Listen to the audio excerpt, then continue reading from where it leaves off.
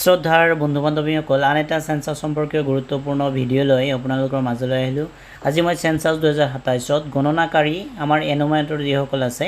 এনুমাৰেটৰসকলে আপোনালোকৰ ঘৰে ঘৰে যাব আৰু ঘৰে ঘৰে গৈ আপোনালোকক কি 31টা প্ৰশ্ন তেওঁলোকে সুধিব। এই প্ৰশ্নকেইটা আমি ডিটেইলছত আলোচনা কৰিম উত্তৰসহ। আহক আমি দেৰি নকৰি ভিডিঅ'টো আৰম্ভ কৰোঁ। আপোনালোকে ইতিমধ্যে গম পাইছে যে আমাৰ চেঞ্চাছ 2027 দুটা ফেজত হ'ব। প্ৰথমটো ফেজ হ'ব আমাৰ গৃহপিয়ল, যেটো ইতিমধ্যে ষ্টাৰ্ট হৈছে, আৰু সেকেন্ডটো ফেজ আমাৰ হ'ব 2027 মাৰ্চৰ 1 তাৰিখৰ পৰা, যেটো আমাৰ হ'ব জনগণনা। এই প্ৰথমটো ফেজত যি আমাৰ গৃহপিয়ল থাকিব, গৃহপিয়লত গণনাকাৰীসকলে ঘৰে ঘৰে যাব আৰু ঘৰে ঘৰে গৈ আমাৰ যিসকল ঘৰৰ মালিক থাকিব তেওঁলোকক 31টা প্ৰশ্ন তেওঁলোকক সুধিব। এই প্ৰশ্নকেইটা কেনেধৰণৰ হ'ব আৰু উত্তৰ কেনেধৰণে আপোনালোকে দিব গোটেইখিনি ডিটেইলছত আলোচনা কৰিম। ইয়াৰ প্ৰথমটো প্ৰশ্ন আপোনালোকে দেখা পাইছে যে লোকপিয়ল গৃহৰ মজিয়াৰ প্ৰধান নিৰ্মাণ সামগ্ৰী। আপোনালোকৰ যি লোকপিয়ল গৃহ আছে সেই গৃহৰ প্ৰধান নিৰ্মাণ সামগ্ৰী কি হয়? ইয়াৰে অপশ্যন আপোনালোকে দেখা পাইছে মাটি, কাঠ বা পৰা ইটা, শিল,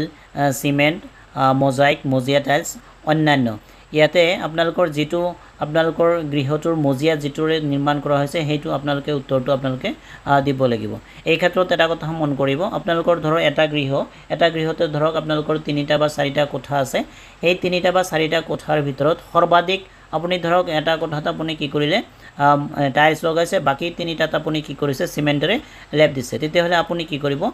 যি প্ৰধান সামগ্ৰী হয় ধৰক 4টা কোঠাৰ ভিতৰত 3টা কোঠাই আপুনি চিমেণ্টেৰে বনাইছে, তেতিয়াহ'লে আপুনি ঘৰৰ প্ৰধান নিৰ্মাণ সামগ্ৰী মজিয়াৰ নিৰ্মাণ সামগ্ৰী চিমেণ্ট হিচাপে উল্লেখ কৰিব লাগিব। যিহেতু টাইলছৰ সংখ্যা কম, এটা ৰুমত লগোৱা হৈছে, বাকি 3টা ৰুমত আমাৰ চিমেণ্ট, তো আমি কি কৰিম চিমেণ্ট বুলি উল্লেখ কৰিব লাগিব। তাৰপিছত নেক্সট কুৱেশ্যনটো চাই লৈছোঁ। আমাৰ দ্বিতীয়টো প্ৰশ্ন এনেকুৱা থাকিব যে লোকপিয়ল গৃহৰ বেৰৰ নিৰ্মাণ সামগ্ৰী। আপোনালোকৰ যি লোকপিয়ল গৃহ সেই লোকপিয়ল গৃহৰ বেৰটো আপোনালোকে কিহেৰে নিৰ্মাণ কৰিছে? ইয়াতে অপশ্যনকেইটা আছে ঘাঁহ, খেৰ বা আদি, প্লাষ্টিক, পলিথিন, মাটি, নপৰা ইটা, কাঠ, গাঁথনি নকৰা শিল, গাঁথনি কৰা শিল, টিনপাত, ধাতুৰ চিট বা এছবেষ্ট চিট, আৰু থাকিব পৰা ইটা। এইখিনি ইয়াৰে ভিতৰত যিটো আপোনালোকৰ প্ৰধান সামগ্ৰী হয় সেই সামগ্ৰীটো আপোনালোকে ইয়াৰে পৰা উত্তৰটো দিব লাগিব। তাৰ পিছৰ প্ৰশ্নটো চাই লৈছোঁ। 6 নম্বৰ প্ৰশ্নটো চাব যে লোকপিয়ল গৃহৰ ছালৰ প্ৰধান সামগ্ৰী কি? আপোনালোকৰ গৃহটো যে আছে লোকপিয়ল গৃহ সেই গৃহটোৰ ছাল কিহেৰে নিৰ্মাণ কৰা হৈছে এইটো আপোনালোকে ক'ব লাগিব। ইয়াতে অপশ্যন আছে আপোনালোকে চাব ঘাঁহ, খেৰ বা কাঠ আদি, যদি হয় 1 দিব তেওঁলোকে। তাৰপিছত প্লাষ্টিক, পলিথিন, হাতে সজা টাইলছ। আপোনালোকৰ ক্ষেত্ৰত আপোনালোকৰ যিটো গৃহ সেই গৃহটোৰ ক্ষেত্ৰত যেনেকুৱা ধৰণৰ প্ৰযোজ্য হয় সেই উত্তৰটো আপোনালোকে দিব। তাৰপিছত 7 নম্বৰত দিছে যে লোকপিয়ল গৃহ ব্যৱহাৰ নিশ্চিতকৰণ। আপোনালোকৰ ঘৰত ধৰক গৃহ বহুতকেইটা থাকিব পাৰে, তো আপোনালোকে সেই গৃহবোৰ কেনেকুৱা ধৰণে চেঞ্চাছ হাউচবোৰ কেনেকুৱা ধৰণে আপোনালোকে ব্যৱহাৰ কৰি আছে এই হিচাপে নিশ্চিত কৰিব। ইয়াৰে ধৰক থাকিব বাসগৃহ থাকিব, তাৰপিছত বাসগৃহ বা অন্য ব্যৱহাৰ। আপুনি যদি এটা ঘৰৰ ভিতৰতে আপুনি কি কৰিছে, এটা আপোনাৰ দৰ্জা আছে, তাতে আপুনি কি কৰে সন্মুখত দোকান কৰি আছে, পিছত আপুনি কি কৰি আছে বাস কৰিছে, তেতিয়াহ'লে বাসগৃহ ও অন্য ব্যৱহাৰ। এনেকুৱা ধৰণে ধৰক কিছুমানৰ দোকান বা কাৰ্যালয় আছে, বিদ্যালয়, মহাবিদ্যালয়, হোটেল, লজ, অতিথিশালা, এনেকুৱা ধৰণে 10টা বিকল্প ইয়াতে থাকিব। আপোনাৰ যিটো গৃহ হয় সেই গৃহটো আপুনি কেনেকুৱা ধৰণে ব্যৱহাৰ কৰি আছে সেই অপশ্যনটো ইয়াতে তেওঁলোকে চুজ কৰিব। তাৰপিছতো প্ৰশ্ন চাব যে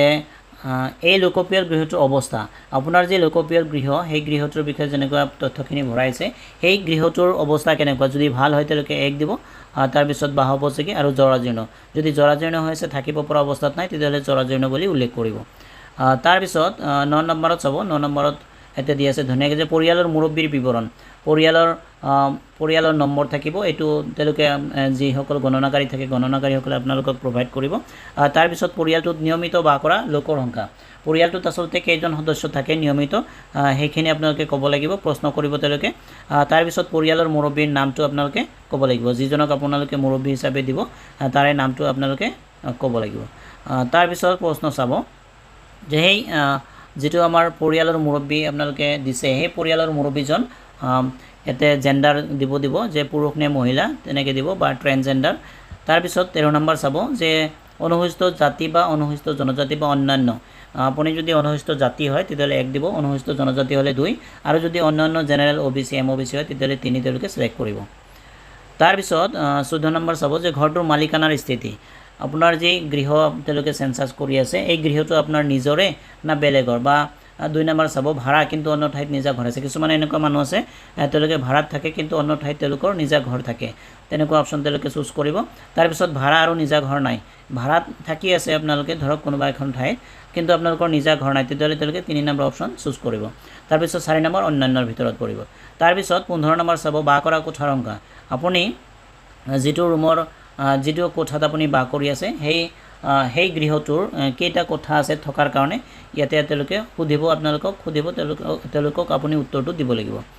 তাৰ পিছত 16 নম্বৰ চাব পৰিয়ালটোত বাস কৰা বিবাহিত দম্পতীৰ সংখ্যা আপোনাৰ যেটো পৰিয়ালৰ বাবে সেন্সাসটো কৰি থকা হৈছে সেই পৰিয়ালত বিবাহিত দম্পতীৰ সংখ্যা কেইজন হয় হেতু আপোনালোকক তেওঁলোকে সুধিব তাৰ পিছত 17 নম্বৰ চাব যে খোৱা পানীৰ প্ৰধান উৎস এতিয়া কি সুবিধা আপোনালোকৰ আছে সেই সুবিধাসমূহৰ বিষয়ে সোধা হ'ব প্ৰশ্ন যে খোৱা পানীৰ প্ৰধান উৎস কি শোধিত টেপৰ পানী বা অশোধিত টেপৰ পানী কুঁৱা দমকল যেটো আপোনালোকৰ ঘৰত প্ৰযোজ্য হয় মানে আপুনি ধৰক যদি ম্যাক্সিমাম কোনটো ব্যৱহাৰ কৰে সাপোজ ধৰক কোনোবা ঠাইত আপোনালোকৰ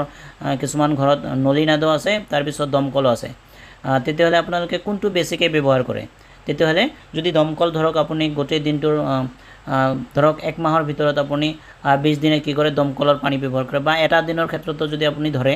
যে আপুনি ধৰক এটা দিনত আপুনি 24 ঘণ্টাৰ ভিতৰত আপুনি যদি 18 ঘণ্টা আপুনি দমকলৰ পানী ব্যৱহাৰ কৰে তেতিয়াহ'লে দমকল দিব বাকি নলীনাদ দিব নালাগে এনেকুৱা ধৰণৰ প্ৰশ্ন কেইটা থাকিব তাৰ পিছত নিজৰা নদী খাল পুখুৰী বিল পেকেট বটলৰ পানী অন্য উৎস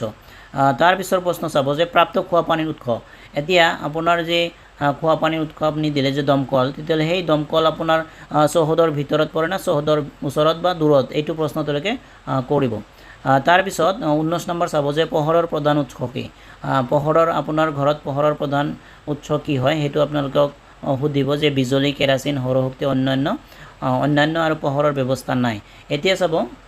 কিছুমান ঘৰত এনেকুৱা আছে বিজলীও আছে সৌৰশক্তিও আছে তেতিয়াহ'লে তেওঁলোকে কি কৰিব তেওঁলোকে এটা কথা চাব এই প্ৰধান যেটো শব্দ আছে এটো আপোনালোকে লক্ষ্য কৰিব যে যদি আপুনি দিন ৰাতি 24 ঘণ্টাৰ ভিতৰত আপুনি 18 ঘণ্টা আপুনি বিজলী ব্যৱহাৰ কৰে তেতিয়াহ'লে বিজলী দিব প্ৰধান উৎস আৰু যদি সৌৰশক্তি ব্যৱহাৰ কৰে 18 ঘণ্টা তেতিয়াহ'লে আপুনি মূল যেটো উৎস হেতু আপুনি সৌৰশক্তি বুলি উল্লেখ কৰিব এতিয়া তাৰ পিছৰ প্ৰশ্নটো চাব যে তাৰ পিছৰ শৌচালয়ৰ উপলব্ধতা শৌচালয় আপোনালোকৰ ঘৰত আছে নে নাই যদি আছে তেতিয়াহ'লে এইকেইটা অপচনৰ যিকোনো এটা চুজ কৰিব যে কেৱল পৰিয়ালটোৰ ব্যৱহাৰৰ বাবে ধৰক এটা পৰিয়ালত সেন্সাস কৰি আছে সেইটো পৰিয়ালৰ বাবে কেৱল শৌচালয়টো ব্যৱহাৰ কৰা হয় না বেলেগ পৰিয়ালৰ ব্যৱহাৰ কৰে যদি কেৱল সেইটো পৰিয়ালে ব্যৱহাৰ কৰে তেতিয়াহ'লে এইটো অপচনত তেওঁলোকে ক্লিক কৰিব এইটো প্ৰশ্ন তেওঁলোকে আপোনালোকক সুধিব যে কেৱল আপোনাৰ যেটো শৌচালয় আছে এইটো আপুনি নিজে ব্যৱহাৰ কৰে না বেলেগৰ লগত শেয়াৰ কৰে তাৰ পিছত 2 নম্বৰ অন্য পৰিয়ালৰ সৈতে ব্যৱহাৰ কৰে তাৰ পিছত 3 নম্বৰ ৰাজহুৱা শৌচালয় যদি নাই তেতিয়াহ'লে ৰাজহুৱা শৌচালয়ত যায় নেকি তাৰ পিছত যদি নাই তেতিয়াহ'লে এই 4 নম্বৰ অপচনটো চাব মুকলি ঠাইত কৰে নেকি শৌচালয় তাৰ পিছৰ প্ৰশ্নটো চাব 21 নম্বৰ যে শৌচালয়ৰ প্ৰকাৰ কি যদি শৌচালয় আছে তেতিয়াহ'লে শৌচালয়ৰ প্ৰকাৰ কি প্ৰথম এক নম্বৰত আছে নলীৰে সংযোজিত পদ্ধতি এটো আমাৰ গাঁও অঞ্চলত প্ৰায় নাই তাৰ পিছত আপোনালোকে 2 নম্বৰ চাব সেপ্টিক টেংকিৰে সংযোজিত আপোনালোকৰ শৌচালয়ৰ যেটো পদ্ধতি যেটো আপোনালোকৰ প্ৰকাৰ হয় সেই প্ৰকাৰটো আপোনালোকে ক'ব তেতিয়াহ'লে এনোমাৰেটৰ সকলে সেইটো অপচনত টিক দিব তাৰ পিছত চাব 22 নম্বৰ পেলনীয়া পানী যোৱা নলাৰ সংযোগ এতিয়া আপোনালোকৰ যে পেলনীয়া পানী যেনেকুৱা গা ধোৱা পানী কাপোৰ ধোৱা পানী সেই পানীবোৰ যোৱাৰ কাৰণে কেনেকুৱা ধৰণৰ নলা আছে নলী আছে তেতিয়ালে নলাৰ সংযোগ যদি ঢাকনি থকা নলা আপোনালোকৰ আছে তেতিয়ালে তেওঁলোকে সুধিব আপোনালোকে যে আপোনালোকৰ সেই পানীবোৰ যোৱাৰ কাৰণে নলা আছে নেকি যদি আছে তেতিয়ালে ঢাকনি থকা নলা নেকি বা ঢাকনি নথকা নলা নেকি আৰু যদি নাই তেতিয়ালে সেই পানীবোৰ খোলা ঠাইত বেলেগ খেতি পথাৰত যায় নেকি এইবিলাক তেওঁলোকে সুধিব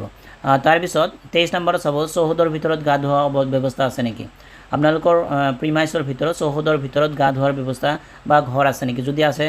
তেওঁলোকে আপোনালোকক সুধিব যে আছে নেকি যদি আছে তেতিয়ালে গা ধোৱা ঘৰ আছে বুলি তেওঁলোকে উল্লেখ কৰিব আৰু কিছুমানৰ এনেকুৱা থাকে যে গা ধোৱা ঘৰ আছে কিন্তু চালি নাই এনেকুৱা সুধিব তেওঁলোকে যে আপোনালোকৰ গা ধোৱা ঘৰটো যে আছে তাতে চালি আছে না নাই চালি নাথাকিলে তেওঁলোকে 2 নম্বৰ অপচনটো চুজ কৰিব আৰু যদি নাই আপোনালোকে মুকলি ঠাইত আপোনালোকে গা ধুৱে তেতিয়াহ'লে নাই অপচনটো চুজ কৰিব তাৰ পিছৰ প্ৰশ্নটো চাব যে ৰান্ধনী ঘৰৰ ব্যৱস্থা আৰু এলপিজি সংযোগ আপোনালোকৰ তেওঁলোকে সুধিব যে এনুমাৰেটৰ সকলে যে আপোনালোকৰ ঘৰত এলপিজি কানেকচন আছে নেকি এলপিজি কানেকচন যদি আছে আৰু আপোনাৰ ৰান্ধনী ঘৰ আছে তেতিয়াহ'লে তেওঁলোকে ৰান্ধনী ঘৰৰ ৰন্ধা বঢ়া কৰে আৰু এলপিজি কানেকচন আছে বুলি তেওঁলোকে টিক দিব এনেকুৱা ধৰণে কিছুমানৰ এলপিজি কানেকচন আছে কিন্তু ৰান্ধনী ঘৰ নাই বা কিছুমানৰ মুকলি ঠাইতে ৰন্ধা বঢ়া কৰে তথাপি এলপিজি কানেকচন আছে এনেকুৱা ধৰণৰ অপচনবোৰ আপোনালোকক সুধিব আপোনালোকে উত্তৰ কেটা দিব তাৰ পিছত 25 নম্বৰত চাব যে ৰন্ধনত ব্যৱহৃত প্ৰধান ইন্ধন কি হয় ৰন্ধনত আপোনালোকে কি ব্যৱহাৰ কৰে আপোনালোকে LPG ব্যৱহাৰ কৰে নে খৰি ব্যৱহাৰ কৰে তেতিয়াহ'লে এইটো আপোনালোকক প্ৰশ্ন সুধিব এতিয়া কথা হ'ল যে আপোনালোকে LPG ব্যৱহাৰ কৰে খৰি ব্যৱহাৰ কৰে তেতিয়াহ'লে আমি কোনটো দিম তেতিয়াহ'লে আপোনালোকে চাব যে আপোনালোকে মাহৰ ধৰক 30 দিনৰ ভিতৰত আপোনালোকে কোনটো ধৰক 30 দিনৰ ভিতৰত আপোনালোকে 18 দিন ম্যাক্সিমাম দিন আপোনালোকে কিহেৰে ৰন্ধা বঢ়া কৰে ধৰক 30 দিনৰ ভিতৰত যদি 18 দিন আপোনালোকে খৰি ব্যৱহাৰ কৰে তেতিয়াহ'লে আপোনালোকে খৰিৰে ৰন্ধা বুলি দিব আৰু LPG যদি আপোনালোকে 30 দিনৰ ভিতৰত 18 দিন ব্যৱহাৰ কৰে তেতিয়াহ'লে LPG কানেকশ্যনটো LPG ৰে আপোনালোকৰ ৰন্ধনত ব্যৱহৃত প্ৰধান ইন্ধন হিচাপে উল্লেখ কৰিব লাগিব তাৰ পিছৰ প্ৰশ্নটো চাব যে আপোনালোকৰ ঘৰত ৰেডিঅ' আছে নেকি যদি আছে আগৰ ৰেডিঅ' নেকি আৰু যদি নাই তেতিয়াহ'লে নাই অপচনটো চুজ কৰিব তাৰ পিছত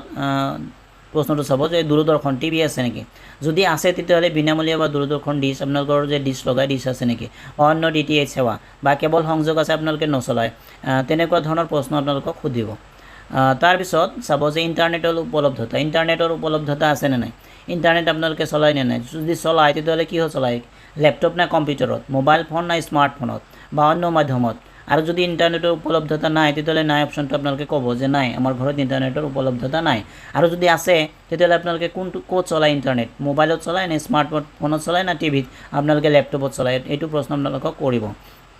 তাৰপিছত আৰু এটা প্ৰশ্ন চাব যে লেপটপ আছে নেকি যদি আছে তেতিয়াহ'লে আপোনালোকে আছে বুলি ক'ব আৰু যদি নাই তেতিয়াহ'লে নাই বুলি ক'ব